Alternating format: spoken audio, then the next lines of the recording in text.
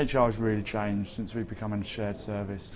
The information and knowledge is more centralised, and we're able to provide a consistent, quality and accurate advice on a daily basis to all of our customers across all the modes. Well, Transport for London started to come together from 19 different organisations by about 2003. It consists of 20,000 employees. We had about 140 different contracts of employment. We have 8 different unions, and every part of the organisation ran its own personnel. So clearly there was a big job to be done in trying to bring a single organisation together, but still balancing the value of a single organisation with the operational needs of quite disparate operations. Faced with these challenges, TfL set themselves an aggressive timescale for designing and implementing the shared HR service. We implemented in 18 months, which is very quick, and that was down, I think, to a couple of key methods of approach. The first was we had a defined phase at the beginning where we got all of the managing directors buy into the business case, what they felt were the top line business objectives, and the blueprint, what the solution really looked like. The second thing was the way we approached the design. We did a high-level design, and then once we got that approved, we went into detailed design with quite a small core number of people. And then we took that to the business and said, how would this have to be tweaked to make it work for your business? And although that process took a good 6 months, it was much faster than the alternative, which would have been lots of workshops in the business saying, what do you think shared service should look like? And that kind of committee approach, I think, is where a lot of organisations get bogged down. With the senior management team and the business units on board with the strategy, TfL selected a solution from Lagan to be their delivery mechanism for the shared service. It was fairly straightforward for implementation. It is integrated with our HR database. It uses the HR database to pull all its source information from, so employee details, areas, employee numbers, terms and conditions. We identified all of the HR activity across the employee life cycle. All of the processes had to be mapped and then embedded into the system with a full knowledge database to support them. We have slight variations on each consistent process to address modal inconsistencies across TfL, but allowing us to deliver a personal service to each of our customers. The Lagan system supports my team. It's user-friendly, it's easy to use. My team are able to plan around it. They know exactly what is required from each classification. For every piece of work, the notes are there from the interaction that the customer has made with them.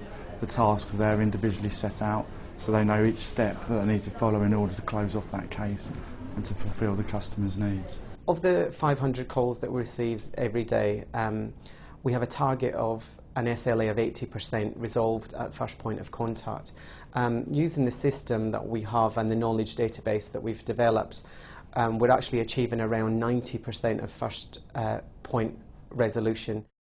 Once all the HR processes had been redesigned and mapped onto the system, TfL set about addressing the human element to this change in working practices. During implementation, we had a fairly hefty training programme that lasted for a month prior to go live. All of the newly appointed HRSAs started training on behavioural change management systems, telephony, to enable them to understand the new way of working, how a shared service would operate. We're currently upgrading our system to the next level of sophistication, which will enable multi-users to work on the same case, which means that we'll get quicker case resolution. We're upskilling the teams so that they have greater specialist knowledge to enable them to respond to queries in greater detail, and just developing the system and the knowledge database to the next level, which will link processes. The relationship with Lagan's been very, very good. The product itself we chose for its flexibility. During implementation, it was very easy to access the company, get the hard specialists that you needed to solve problems very, very quickly. So we found through implementation they were very good, and that relationship has worked through in terms of knowledge transfer to our own people to be able to do ongoing tweaks to the system, and now coming back, looking at major changes to the system, improvements to the way that we use the product. It's been very easy to get a close relationship with technical people who really know what's going on and are able to get their heads around what our business issues are and how the product can be best utilised to meet our needs. In my view, the HR shared service at TfL is unique from a number of points of view. Firstly, they have a very ambitious and challenging vision for what they want to achieve and have achieved, and have been able to execute on that very, very successfully. In doing that, they approached their challenges very much from the viewpoint of their customers and designed the whole approach to fulfill the needs that they had.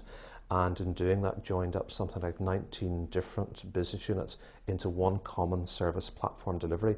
Really is true shared service whenever you think of the diversity across those. And ultimately, the acid test in any such situation is, does it deliver economies of scale? Does it deliver improved, consistent service? And does it really join up right across the information? And the acid test is there. In their case, it works very well.